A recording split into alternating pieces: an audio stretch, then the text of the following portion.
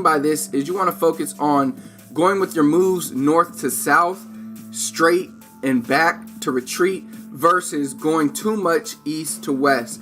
Now, when I say east to west, I'm not talking about like a crossover where you quickly cross over left to right and then you blow by your man, because that's still going north to south. What I mean by east to west is starting from the left side of the court, dribbling to the right side of the court instead of beating your man and attacking.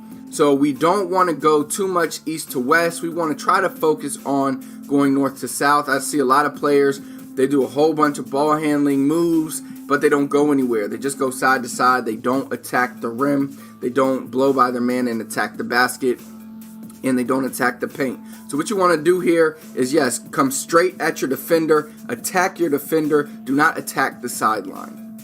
All right, tip number 5, we have a variety of moves. And what I mean by this is have some go-to moves that you feel comfortable with and going to in real games. One way to practice this I love to do is what I'm doing here, freestyle dribbling. It's just going up and down the court, practicing different moves that you feel comfortable with, kind of building that rhythm as a ball handler, building that rhythm as a dribbler to have moves that you feel comfortable using in games.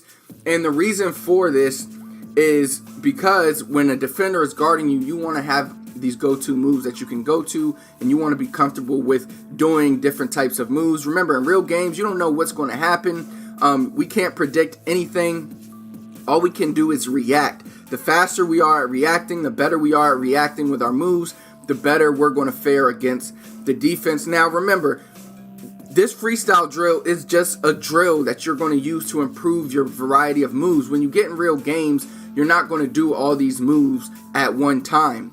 Right here, all you're doing is kind of like sharpening those tools that you have. So when it's time to use them, you're ready to use them. But in the game, you would keep it basic. But when it's time to pull out one of these moves, boom, you got them. Think about Kyrie Irving, Steph Curry. All these guys have go-to moves, but they also have a variety of counter moves, and that doubles the amount of moves they have, which makes them virtually unguardable. So if you can develop, a few go-to moves, a variety of go-to moves, and then have counters for those moves, and maybe even counters for those counters, then you're going to be very hard to guard.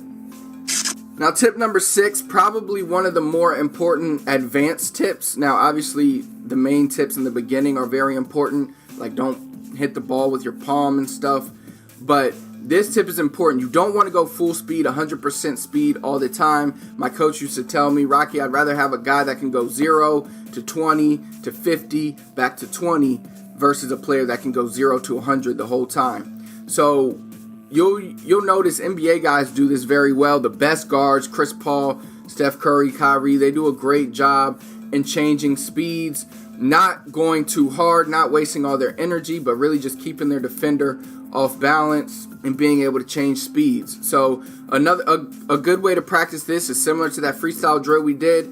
Again, full court dribbling like I'm doing here. Practice going hard, speeding up, going slow, slowing down, stopping, reset up, act like you're going to go hard, then go slow, go hard, stop, do a little fake like this. There's a lot of different things you can do, but changing speeds is one of the most powerful weapons that a point guard could have. Whether you're in the full court or half court, it'll make it impossible for them to guard you, even if you're facing a very fast defender, because you know what you're going to do. He's trying to react to what you're going to do. So you'll always have that upper hand, especially if you change speeds and you take control and you kind of force him to do what you want, and you don't let him to allow you to do what you want. So changing speeds is extremely important for a point guard, and you should definitely be practicing changing your speeds. Again, it's one of the most powerful tools that you can use.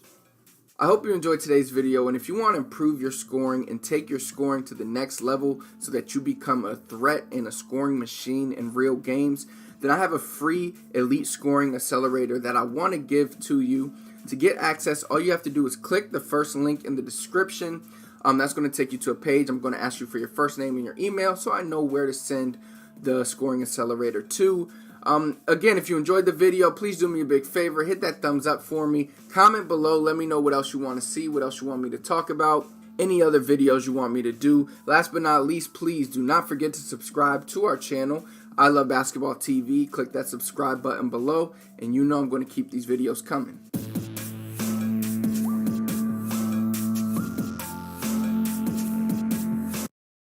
Ever start thinking about shooting a bunch of three-point shots, shooting a bunch of long-range shots, first you have to get down the base, we have to get down the foundation, because shooting is like building a house, right? You could have the coolest house, but if it's built on a bad foundation, guess what?